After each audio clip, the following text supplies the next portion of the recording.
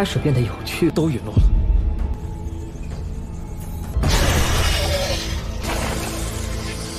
最终成为天地。想让各族强者进去，跟这里的混沌气有关系，自然归你所有。连提都没提过。在通道内对我暗中出手的人，将我打落黄金树下，太气盛了，好像事关生死之法。身体机能变老，苍或者智能，修为也仿佛回到了当年尚未突破。Halo guys, welcome back to Kobe Movie. Dan hari Jumat adalah hari yang kita tunggu-tunggu ya guys ya. Tentu udah pada nungguin kan dengan dua Tonghua kesayangan kita, yaitu Siana Beruang dan Tio Pak Bo ini. Tapi seperti biasa, kita melanjutkan Siana Beruang dulu, di mana di part sebelumnya kita sudah melihat Shihao Siana Beruang yang berhasil meningkatkan kekuatan tulang tertinggi sampai mendapatkan kekuatan baru guys. Tidak hanya sampai di situ saja, dia bahkan berhasil membantai salah satu Master Venerable guys. Tapi saat dia kembali menghampiri kelompoknya Hong Huang, Shihao tidak mau berdiri di samping mereka karena dikhianati sebelumnya. Sehingga kedua kelompok saling bersaing untuk mendapatkan Shihao guys. Saat bunga matahari di sana mekar, cairan emasnya pun mulai menetes. Mereka pun mulai merebutnya. Shihao juga akhirnya turun tangan demi melindungi Hong Huang guys. Tentu para Master Venerable kesal karena Shihao yang tiba-tiba ikut campur. Tapi mereka mempersilahkan Shihao untuk mengambil cairan emas itu duluan. Namun ternyata Shihao sudah mengetahuinya guys, di mana para Master itu sudah membuat sebuah jebakan, sehingga Shihao sengaja memicu larangan di sana agar menunjukkan jebakan para Master Venerable yang enggak kelihatan itu guys. Tapi yang gak disangka-sangka, muncullah sosok seorang wanita misterius dari bunga itu. Siapakah itu? Langsung saja kita masuk ke intro.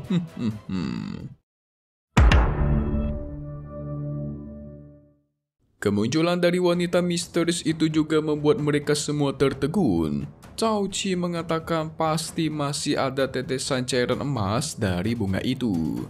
Dan benar saja guys, tetesan cairan emas itu diserap oleh sang wanita misterius itu. Tentu itu membuat Cao Qi kesal, karena bisa-bisanya cairan emas itu diserap habis oleh sang wanita misterius. Tapi suami meyakinkan untuk tidak bertindak gegabah, karena bisa-bisa semua orang yang berani mencoba merebut bunga matahari ini dengan gegabah akhirnya malah bakal binasa terbantai. Nama wanita misterius itu adalah Feng Rui guys. Mereka mengira kalau Feng Rui ini terlahir dari roh pohon emas di sana. Tentu itu membuat mereka bertanya-tanya. Awas dari kalian ada yang ngomong, kamu nanya, kamu bertanya-tanya. Ada yang berani ngomong gitu, nanti diulti sama Bang Shihao kalian ya, awas kalian. Shihao merasa ini mulai menarik. Dia penasaran siapakah orang pertama yang akan mencoba mendapatkannya. Sang Master Venerable Jiu Taoshe mengeluarkan Hydra berkepala 9-nya dan mencoba menyerang guys. Tapi hasilnya malah dia yang diserang balik sampai terpental. Setelah melihat cukup lama, mereka sadar kalau itu adalah kekuatan api matahari yang bisa membakar segalanya guys. Mereka percaya kalau ini adalah kelahiran kembali sang Kaisar Wu. Dikatakan kalau Kaisar Wu adalah leluhur dari ras gagak emas. Tapi kok bisa ada di sini ya? Soalnya gini guys, asal-usul dari leluhur gagak emas yang melegenda itu terlahir dari pohon emas di sini. Jadi jelas kalau di sini adalah tanahnya leluhur gagak emas. Kalau semisal benar, maka Feng Rui ini adalah generasi pertama guys. Yang namanya generasi pertama dikenal juga sebagai yang tidak tertandingi dalam 9 langit dan bumi guys. Karena mereka dari bawaan lahir sudah memiliki kekuatan surga dan bumi. Jadi mereka merupakan yang terkuat di rasnya guys. Shihao merasa ini bakalan semakin menarik. 越来越有意思。 Tapi tidak lama dari itu, Feng Rui pun kabur dari sana. Tentu mereka tidak membiarkannya dan secepatnya mengejar si bunga matahari. Tidak lama dari itu juga, mereka pun sampai ke kuil Huntun alias kuil kekacauan.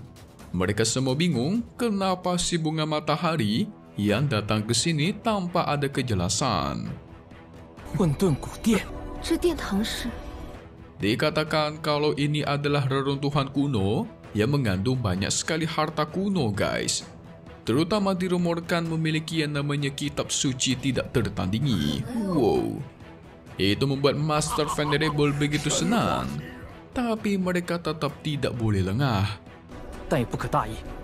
虽然机缘在前， Sehingga tidak lama dari itu, Feng Rui pun menerobos larangan di sana. Itu juga membuat larangan di sana auto hancur dan mereka bisa masuk, guys. Tapi para Master Venerable tentu tidak tinggal diam. Mereka mencegah agar kelompoknya Hong Huang masuk ke dalam. 还没算完呢，别急。 Namun, tidak lama dari itu, muncullah sebuah formasi besar yang membuat pergerakan mereka terbatas. Xiahao yakin kalau ini bukanlah jebakan yang dipasang oleh orang biasa, guys, melainkan orang dari kuil Huntun ini. Sehingga tidak lama dari itu, muncullah rantai emas yang terus menyerang mereka semua. Mampus, ini dua pengkhianat kena serang dia. Tapi si Cao Qi sempat diselamatkan oleh Xuan Ming. Ngapain diselamatin ini bocah manja ya guys ya? Cuma beban doang dia mah. Sialnya juga si Hong Huang harus terikat oleh rantai-rantai di sana. Sang Master Venerable Chiu Toushe berteriak, "Apa gunanya memukul kami menggunakan rantai emas?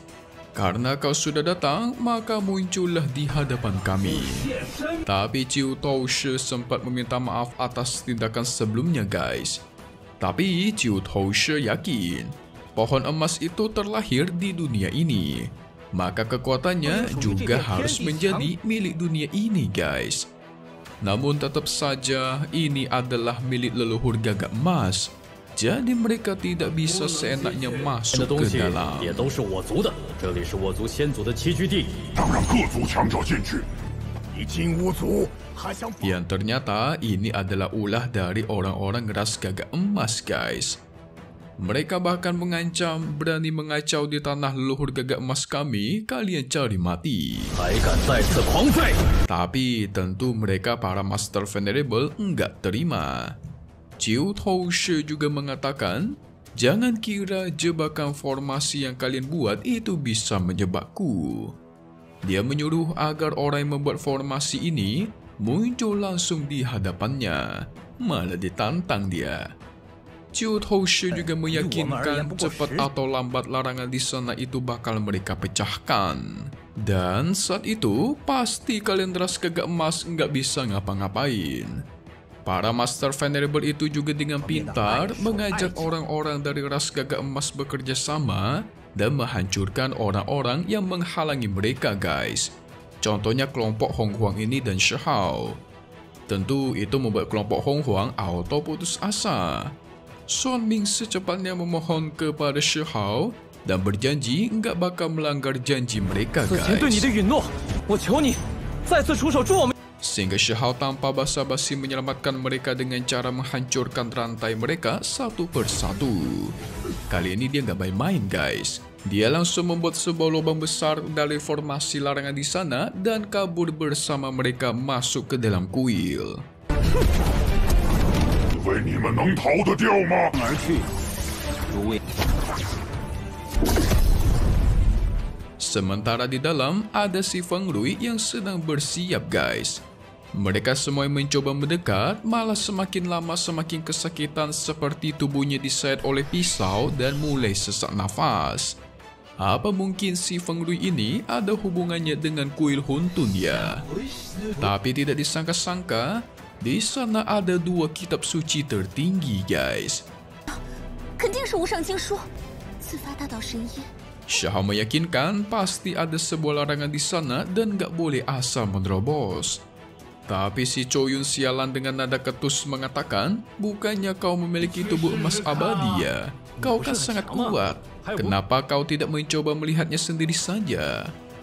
Mereka juga meyakinkan kalau semisal Shihao bisa mendapatkannya, maka itu menjadi miliknya. Mimi sih gak percaya ya guys ya, kan mereka berdua ini tukang tipu. Shihao pun mencoba perlahan mendekati kedua kitab suci tertinggi itu.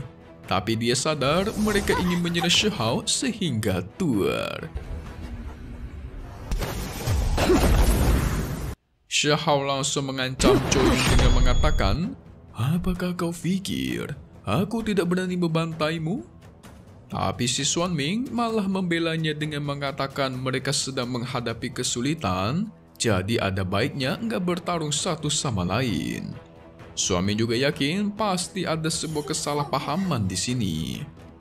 Hong Huang juga turun tangan meyakinkan untuk membiarkan mereka hidup hari ini. Dia memastikan akan memberikan mereka berdua pengkhianat ini perhitungan nanti. Shihao pun menurutinya dan mengatakan jangan kira di masa depan aku bakal berbelas kasihan lagi. Tapi si Chou Yun itu nggak kapok guys. Dia mengatai Shihao hanya kaum dunia bawah tapi lagaknya minta ampun. Dia pun menuduh Shihao hanya ingin mencari keuntungan dari kelompok mereka, yaitu dengan cara mendapatkan kepercayaan mereka guys. Cao Qi juga melanjutkan mereka nggak tahu kapan kan si Shihao ini bakal mengkhianat. Ini dua memang minta dibantai ya guys ya. Shihao pun tidak peduli akan perkataan mereka dan mengatai kedua orang ini hanyalah cemburu. Lagi pula, Shihao sendiri sudah mendapatkan banyak sekali harta. Nggak hanya itu, Shihao juga berterima kasih kepada mereka yang diam-diam menyerangnya sebelumnya guys. Dan itu membuat Shihao jatuh ke bawah pohon serta mendapatkan banyak sekali harta. Buat dia lupa, saat Shihao jatuh ke bawah air, terus berhasil menyerap esensi pohon di sana guys. Sampai tulang tertingginya itu mendapatkan kekuatan baru. Chou Yun pun maju dan bertanya peluang dan harta apa yang berhasil kau dapatkan. Cao Qi juga tidak kehabisan akal. Dia mengatai Shihao yang mendapatkan harta tapi tidak mau membaginya kepada mereka. Orang seperti Shihao ini tidak layak untuk dipercayai. Asli bikin Mimin kesel nih. Pengen Mimin ulti ya? Shihao hanya menjawab untuk apa memberitahukan kepada kalian. Itu semua juga dia dapatkan sendiri. Chou Yun pun keceplosan dengan mengatakan guys, harusnya aku bantai kamu dalam satu serangan sebelumnya. Sehingga itu membuat Shihao sadar kalau Chou Yun inilah orang yang menyerang dia sampai terjatuh waktu itu guys. Jadi Shihao di sini sangat pintar ya, memainkan emosi mereka dan melihat siapakah orang yang mengkhianati dia sebelumnya guys. Hai mantap. Si Cao Qi dengan pintar langsung menuduh Chou Yun yang menyerang Shihao guys. Dia mengaku dirinya sama sekali gak ikut campur. Sialan emang nih orang ya. Tentu Hong Huang dan Lan Yu tidak menyangka kedua orang ini bisa sejahat ini. Ternyata mereka sebelumnya bukan mau menyelamatkan Shihao, melainkan menyerang Shihao guys.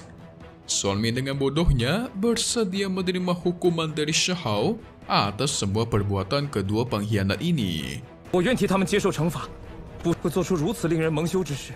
Tapi si Chou Yun tidak terima dan malah mengajak Shihao buat duel one by one. Dia tidak ingin tunduk di hadapan Shihao, keturunan dunia bawah yang sangat rendahan. Xuan Ming yang berusaha menghentikannya malah diserang guys. Shihao hanya menjawab agar jangan menyesal nanti. Sehingga tanpa perlu basa-basi serangan pun dilancarkan. Di sini Shihao ingin mencoba kekuatan baru dari tulang tertinggi miliknya guys, yang bernama Lun Hui alias reinkarnasi. Sehingga tuar. Chou Yun gak bisa ngapa-ngapain di sini. Dia dengan mudah diperangkap oleh Shihao. Anak muda, janganlah bertindak sombong. Tapi anehnya si Chou Yun itu malah semakin lama merasa tubuhnya dibuat semakin tua guys dengan kekuatan Shihao. Sehingga kekuatan dan tubuhnya juga semakin melemah. Kekuatan tulang tertinggi Shihao ternyata bisa digunakan seperti ini ya, cukup menarik. Shihao mencoba membuat Chou Yun menjadi semakin muda guys. 没机会了。 Dan itu membuat kekuatan kultivasi dari Choyun menurun layaknya seperti sebelum menerobos. Anjay, ini kekuatan Shihao bisa membuat musuhnya menjadi semakin tua atau semakin muda sesuka hatinya dalam waktu sementara, guys. Ini bisa dibilang sangat gila sih kekuatannya, guys ya. 黑暗心意随意让人动。 在戏耍我吗？ Hong Huang menghentikan Choyun dan memastikan kalau dia bukanlah tandingannya Shihao. Mereka pun berdebat soal Shihao baik ataukah tidak. 多少也根本不需要我护着他为人仗义，不计前嫌。 你是不是喜欢这个下界罪？你处处胡。 Hong Huang tidak ingin berdebat lagi dan menyuruh Choyun untuk tidak bersikap egois. Tapi si Choyun malah nggak terima dikatain egois dan malah menyerang Hong Huang, guys. 原来你是这么想我的。 Ini si Choyun nyari mati, guys. Dia malah memukul salah satu selirnya babang Shihao. Waduh. Di sini si Feng Rui malah ngangguk-ngangguk dia, entah apa maksudnya nih. Tapi Shihao kesal Hong Huang yang ingin menyelamatkannya, namun malah dia bersikap demikian menyerang balik. Tapi tidak lama dari itu, muncullah sosok misterius berambut kuning, guys. Choyun yang dikatai egois pun ingin mencoba menunjukkan tidak hanya Shihao yang bisa melindungi mereka, tapi ada dirinya yang lebih mampu, katanya seperti itu, guys. Sehingga dia dengan percaya diri gegabah menerjang dan malah jadi mainan sama si pria misterius ini. 受死！是出自太古宝剑的尊者，我也可以。 Malah sebaliknya, tubuh Choyun itu dia hancurkan, guys. Alhamdulillah akhirnya ya, guys ya. Yang ternyata orang ini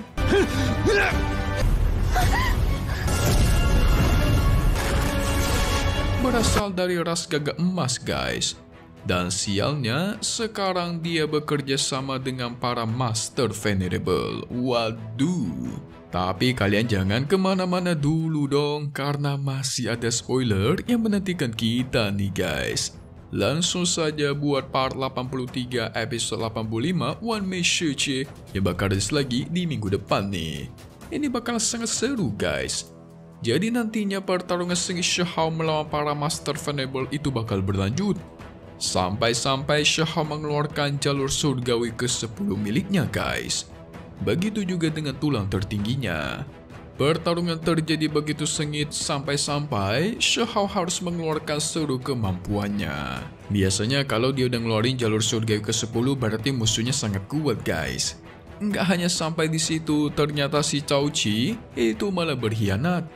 Dia bekerja sama dengan si master dari ras gagak emas itu. Shihao juga mendapatkan salah satu harta kitab suci, guys. Dan tentu, pertarungan mereka bakalan terus terlanjut. Tapi adanya di sini, si Feng Rui, dia seperti menggabungkan dua kitab suci yang entah apa yang dia lakukan, guys. Entah apa juga kegunaannya, tapi pasti ini sangat penting. Kedua yang digabungkan memiliki tujuan tertentu. So, selesai dulu untuk part 82 WMSJ ya. Dan seperti biasa, update lagi nanti untuk part 83-nya episode 85 yang kalian tunggu-tunggu, tentunya di hari Jumat, guys. Seperti biasa di siang hari dan pastinya hanya di sini, Kobe Movie.